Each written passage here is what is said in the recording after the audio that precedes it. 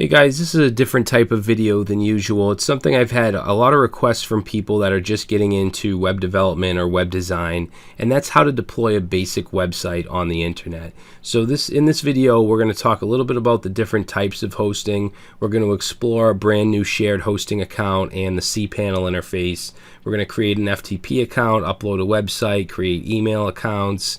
We'll create a subdomain. We'll look at some of the auto installers for scripts like WordPress. Basically everything you need to know to deploy a basic website to the internet in the easiest way possible. Now, I know that a lot of you guys are professional developers and you build web applications and you deploy to cloud services like AWS and Heroku, which are very, very fast and scalable. But we're not talking about large web applications here. We're talking about basic websites. And this guide is for the beginner. And for the beginner, I would suggest managed hosting, okay, whether shared hosting or a VPS, or maybe even a dedicated server, but that may be overkill. You're not going to get the scalability and speed of a cloud service, but the simplicity of managed hosting is well worth it for a basic website. And we're talking about like an HTML, CSS, JavaScript site, maybe a WordPress website, or maybe even a custom PHP website. So what we'll be doing, like I said, is going through and navigating CPanel. I'll show you how to do all the basic tasks that have to do with deploying your site and managing it. Now, we're going to be using a service called InMotion Hosting, and I chose this company because I've worked with them personally for years. I have a VPS account with them, and their support's great. They have great services. Never had any problems with them, so that's my personal recommendation. I'm not being paid for this video, although I do have an affiliate link in the description, so if you do decide to get a package with them, I'd appreciate that. I get a little kickback from that. I actually purchased a shared hosting account just to do this video. So what we're going to do first is just talk about the different types of hosting. And you can see these different options here. And no matter what company you go to, you're going to see these options. Now, business hosting, that's just what they call their shared hosting. Shared hosting is where you basically have a server and there's a bunch of shared accounts on that server, and you're purchasing one of those accounts. Now, these accounts have CPanel included, which is the most popular control panel for hosting accounts. This is where you'll do everything from create your email accounts, your databases, all that stuff. So basically, you share a server with other people. And now this is definitely the cheapest. You can see this is $5.99. It starts at $5.99 per month. Usually it's going to be between $5 and somewhere around $12 per month. But usually you have to pay by the year or by 2 years or 3 years, and you'll get a deal depending on the length of time you're paying for up front. So that's what we'll be dealing with. VPS hosting is a step up. It's basically a virtual server. It's not quite a dedicated server where you have your own machine, but it is your own virtual machine. And if you've ever used like VMware or VirtualBox or something on your computer, where you basically have a computer within a computer, that's kind of like what a VPS is. You do have complete root access to your virtual server, and you can do what you want with it. Okay, so you have much more freedom than a shared hosting account. Then you have dedicated servers, which are where you actually rent out a physical machine from the company. So they'll have a data center with, hundreds or thousands of servers, and you'll get one of those. And you can see those are the most expensive. $100 per month is actually very, very cheap for a dedicated server. But again, this is the introductory price. So reseller hosting is a bit different. It's basically like a VPS, except you're selling shared hosting to other people. So usually it'll come with like a billing system. I used to resell hosting from HostGator about 6 or 7 years ago when I had my tech guy company.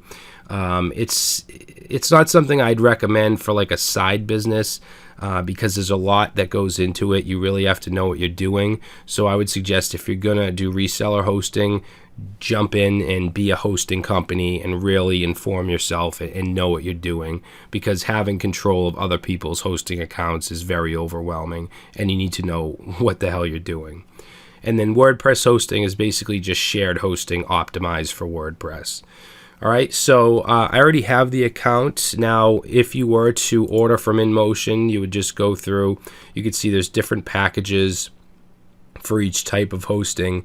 I actually have the Power package, which is $7.99 per month. But if you go to order, you have to go by 2 years if you want that price. I actually did the 1 year, so it's $8.99 per month, and it comes out to like 117 or something, $131 for the year. Okay, I'm sorry, $107 for the year. Now, InMotion, like a lot of hosting companies, will include a domain name. So over here, I'm not going to go through the entire process, but just to show you, you can pick your data center.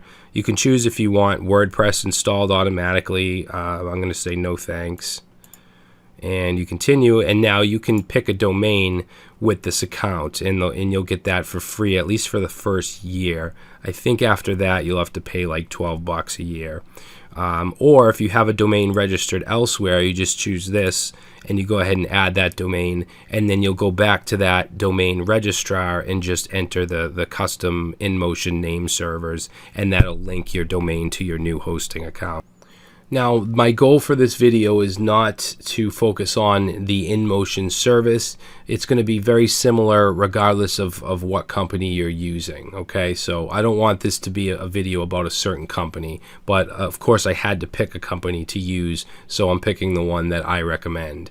All right, so once you go ahead and sign up, you'll get an email. It'll look something like this, and you'll just have to set your you'll have a login ID, which would be your email address, and then you'll set a password, and then you'll be able to log into your account management panel.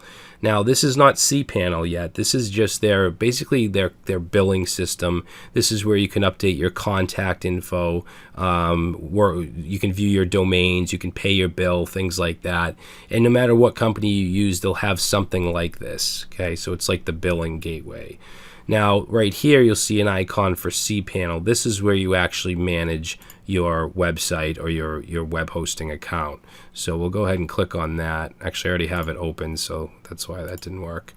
So this is CPanel, and this is offered with, I don't know, I would estimate somewhere between 80 and 90% of managed hosting companies. And it's very powerful. You can do a lot from here.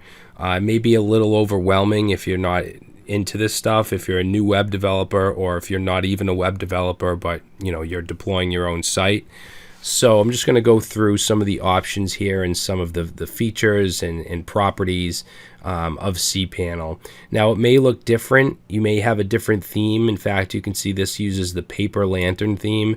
Your company it may look different, but you'll have most of the same options. Now, this over here on the side is your server information or your account information. The domain that I have set up for this account is traversystaging.com. Okay, so that's my domain. And then you also have a username, which in my case is Traver20. That was actually created from my domain. And then the home directory is where your account is located on the server, which is in the home folder, and then whatever your username. Okay, this is the last login. This is the IP address of the last login. This actually is not my IP address. This is InMotion support, so I don't care about you guys seeing it. Down here we have some statistics, the add-on domains. Now, an add-on domain is if you want to do just that, add a domain onto this account. Now, if we go back to the, let's see, I want to go back to the packages that they offer for shared hosting right here, and you can see this package it could allow 6 websites. So basically this means that you can have, if we go back to cPanel, you have your main domain, which in my case is this, Traversy Staging, and then you can have 5 more add-on domains. So that makes 6 websites you can actually have with this hosting account. Now, if you're going to have 6 websites on a small shared server like this, or a shared account, then they should be very small websites. All right, you don't want, even though it technically is supposed to be unlimited disk space and bandwidth, it's never truly unlimited, and you should definitely read the fine print on that. But I would suggest having 1 or 2 sites on a shared account. So yeah, add-on domains, we have 0 out of 5. Aliases, autoresponders, I'll get into that. Bandwidth, this is the bandwidth that I've used so far, so 11 megabytes, very, very small. I just did a little bit of testing.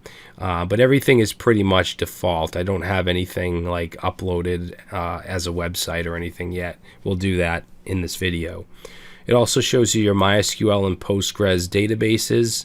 Postgres is fairly new as far as I know. Back when I was doing reselling and dealing with a lot of different companies, they didn't actually have Postgres as an option. It was just MySQL. Here you'll see your disk usage, your email accounts, your forwarders, the number of FTP accounts. Looks like they allow up to 2,000 on this package. Your CPU usage. If we go down here, number of processes that are running on your account, your databases, subdomains. A subdomain is like, let's say, blog.traversystaging.com, and we'll actually create a subdomain, and I'm going to show you how to easily install WordPress on that subdomain as well.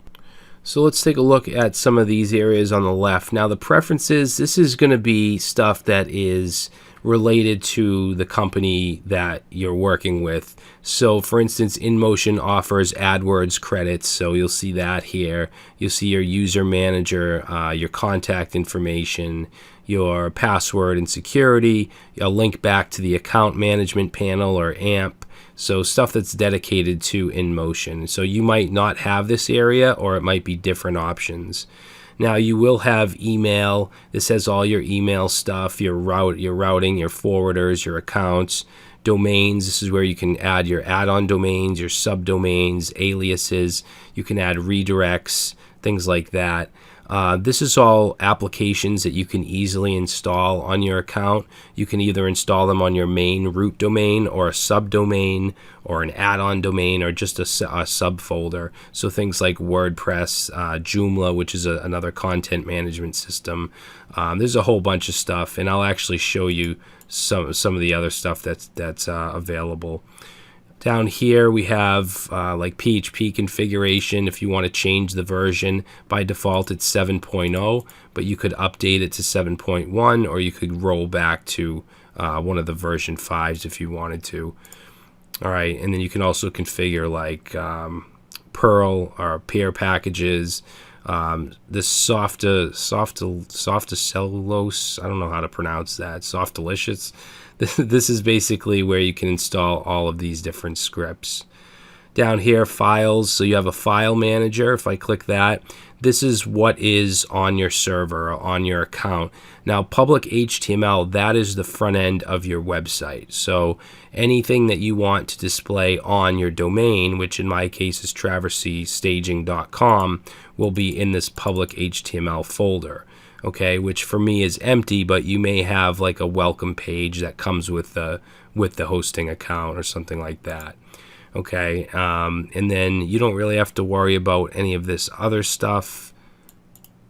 You can also create subfolders in your public HTML, and you'll be able to access, like, let's say traversystaging.com/blog or whatever folder that I want to create, and you can actually put a separate website in that subfolder. All right, so you don't usually want to use the file manager. It's pretty crappy. You do want to use an FTP account is what I would suggest for people just getting started. FTP stands for File Transfer Protocol, and that's how we're actually going to upload our website. All right, so let's go back to CPanel. Like I said, FTP, so this is where you can see your FTP accounts. Now you can create new accounts here. You can create the login and the password and all that. But you also have your home FTP account, which is the user that you created with your CPanel. So in my case, Traver20, and I would use my password for my initial CPanel account. I should be able to access into FTP with that account. So I don't technically have to create another one, but you can if you want. All right, so if we keep going down here, databases, this is where we can create MySQL databases or Postgres. I'll get into that in a little bit. Metrics, so you can see your visitors from here, kind of like Google Analytics, just not as in-depth. stats will also show your analytics. You can see your bandwidth usage, your CPU usage, stuff like that. Security, so here you can set up for SSH access if you want to access your server from a terminal. You can set up SSH keys. That's a little more advanced than I want to get into. IP blocker, so if you have issues with someone that has a certain IP address that you know of or a certain range, you can actually block them from accessing your account or your website. All right, and then advanced down here, we have like MIME types. I'm not really going to get into this. Cron jobs for automation. So that's about it for the options here.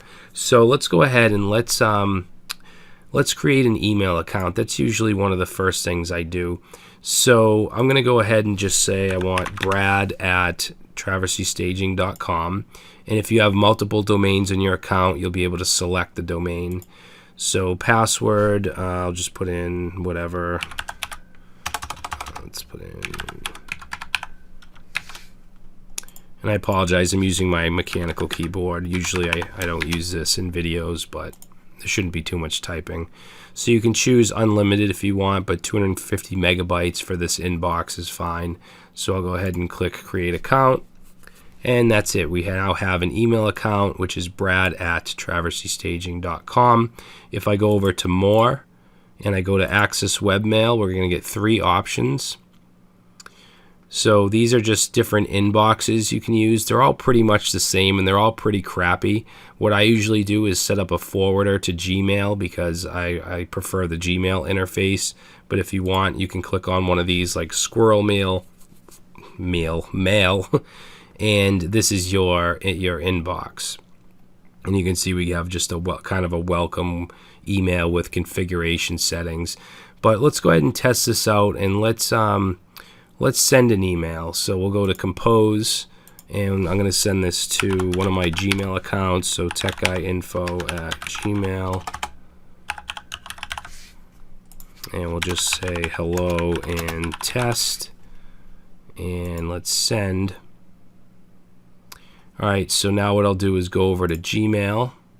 I'm just going to pause the video and locate that email, and I'll be back. Alright, so I'm in my inbox. Nothing really that I need to hide here. But you can see right here we have an email from Brad Traversy. I actually forgot to put a subject in, but I could have. And you can see it says hello and test. It's from brad@traversystaging.com. And if I wanted to reply, I'll say hello. We'll just say hello there and send. And now let's go back over to webmail and let's reload our inbox. And there it is. So if we click on that, or click on the subject, hello and test. I'm sorry, hello there. So you can see that this isn't really a very nice interface to work with, at least in my opinion.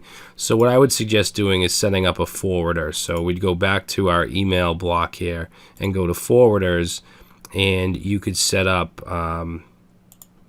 let's choose the domain, and we'll say add forwarder.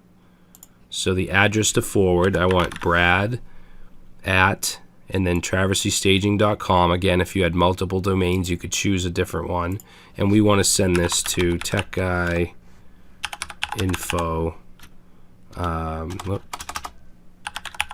at gmail.com. Okay, so we'll say add forwarder. So now all emails sent to the staging email will go to my Gmail account. All right.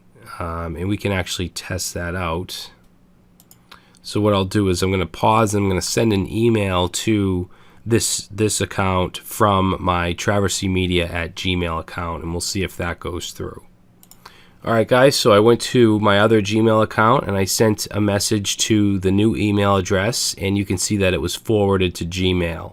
Okay, so if we look at this, it's sent from traversymedia@gmail.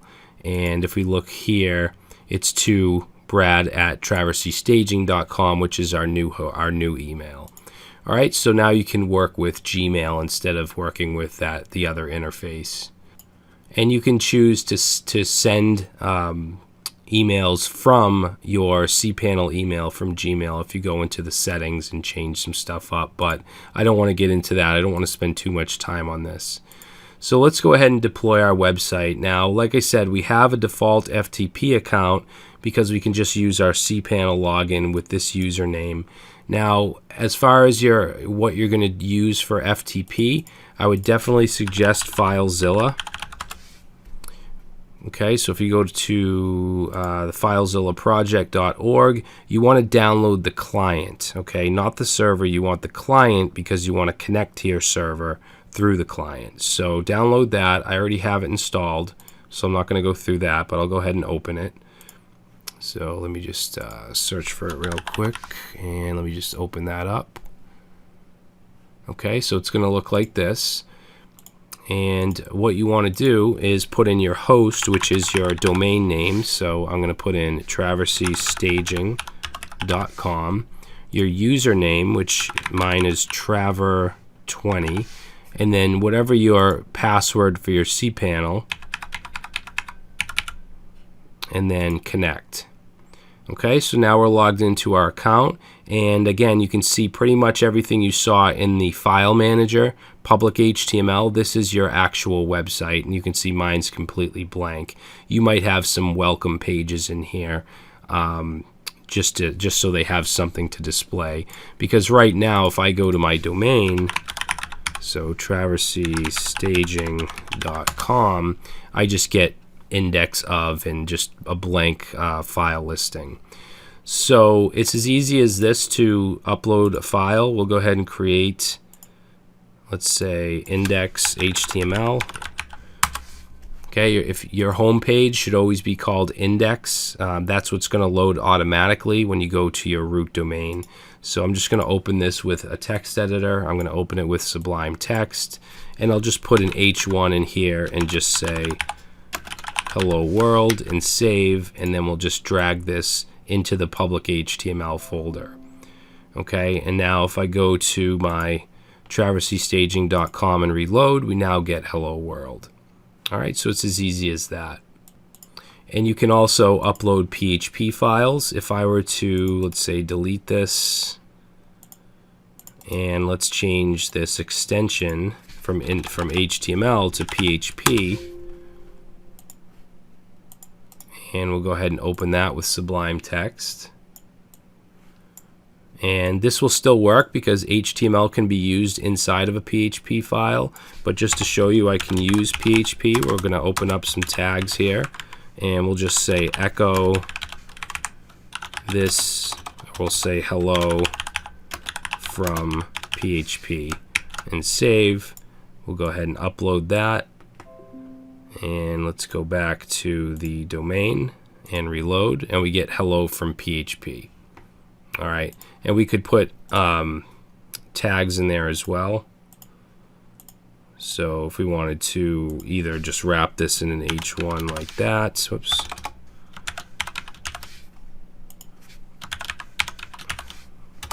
So we could do that.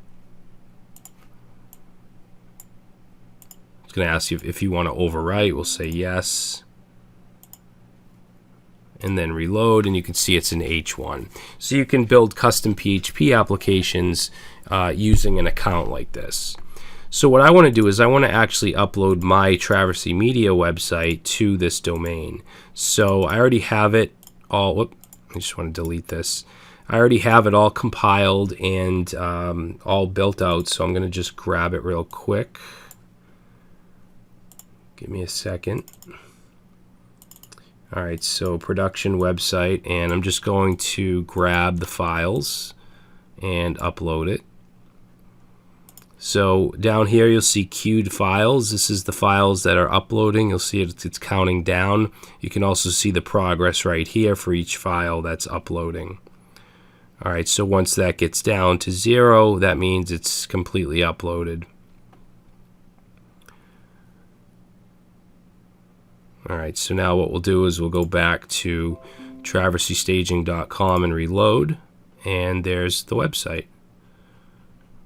Okay, so it's as easy as that to deploy a site. So now what I want to do, let's go back to, where are we? Let's go back to CPanel. And in addition to our regular site, which is at the root domain, I want a subdomain that has a WordPress website. So I'm going to go to Domains, Subdomains, and I'm going to create one called WordPress.traversystaging.com. And if I add multiple add-on domains, I would be able to choose it from here as well. So this will be our document root. Okay, so the subdomain will actually be the folder we upload to. We'll click create, and now we have a subdomain. So let's go back to the CPanel and go down to WordPress. I'm going to click on WordPress, and from here we can go to install now.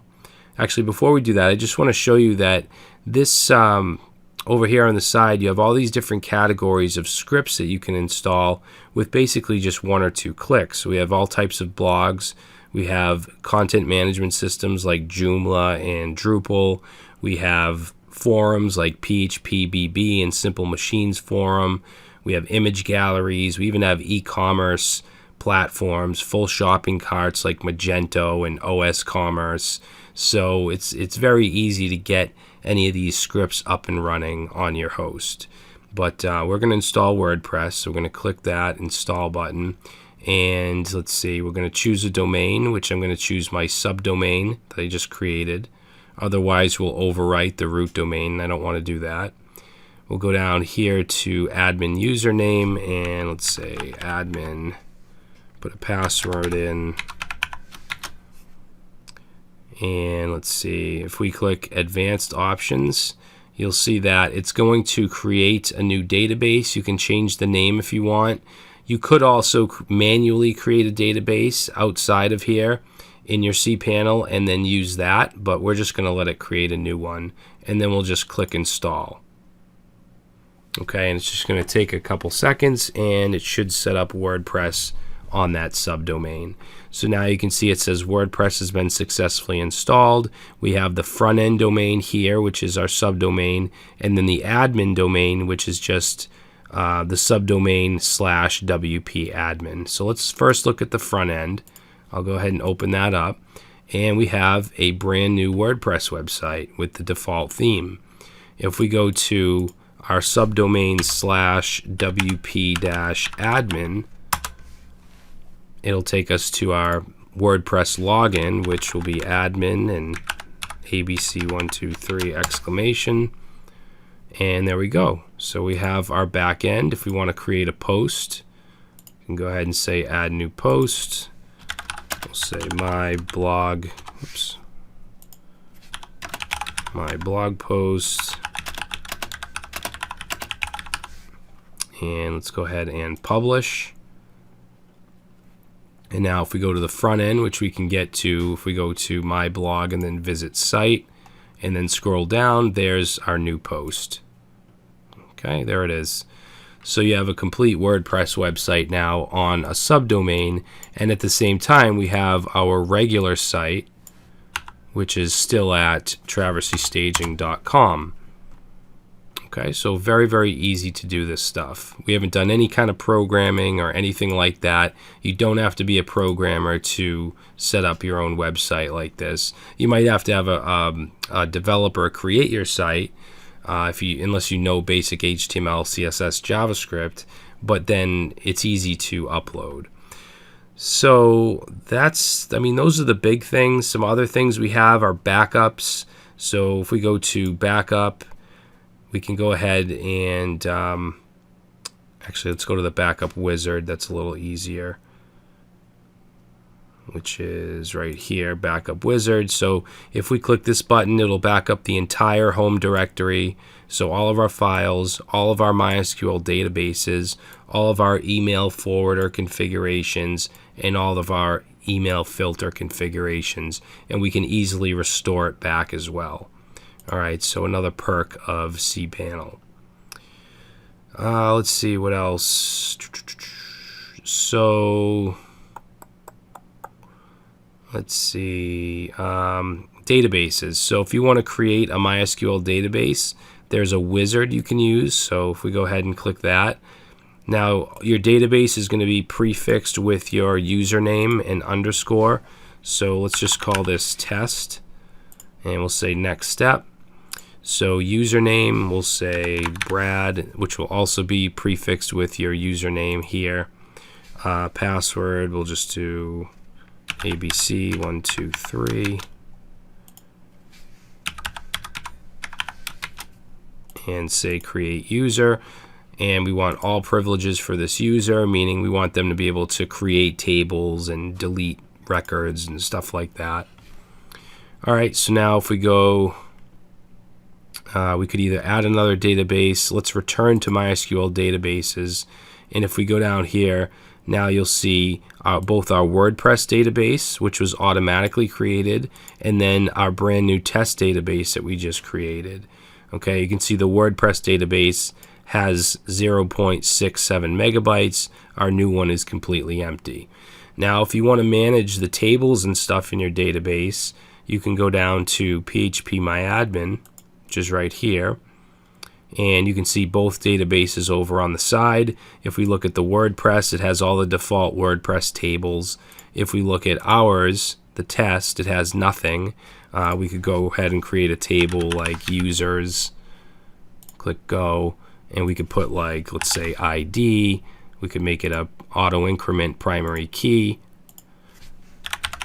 and name, and let's say email, and we'll choose varchar for these. I'm not going to go over SQL, but just to show you real quick that we can do this, we'll say max length 255 and save.